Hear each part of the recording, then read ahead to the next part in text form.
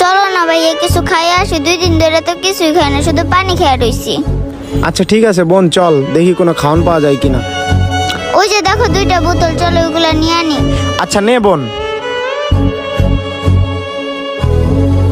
আচ্ছা চল এখন দেখি কোনো খাবার ব্যবস্থা করা যায় কিনা।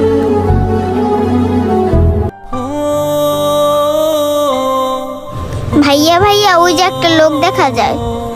আচ্ছা চল বোন, দেখি ওনারে বলে কোনো খাবারের ব্যবস্থা হয় কিনা। এই যে ভাইয়া, আমার কথাটা একটু শুনবেন? এই দূরে থাক, দূরে থাক, দূরে থেকে কথা বল। ময়লা শরীর নিয়ে কাছে আসবি না, সর।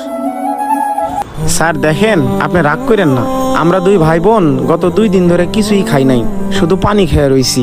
আমাদেরকে একটু খাবারের ব্যবস্থা করে দিবেন? ওই টুকাইয়ের বাচ্চা, তোরা খাইছিস না খাইছিস আমার জেনে লাভ আছে? তোরা আনতে যা। সকাল সকাল টুকাই মুকাই আয়া মেজাজটাই গরম বানায় দিছে। দেখছস বোন, বড় লোক হইলেই মানুষের মন বড় থাকে না। আমরা টুকাই বইলে কিভাবে আমাদেরকে দূর দূর করে তাড়ায় দিছে।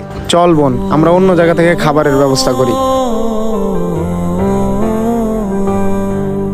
চল বোন, দেখি অন্য জায়গা থেকে খাবারের ব্যবস্থা করা যায় কিনা।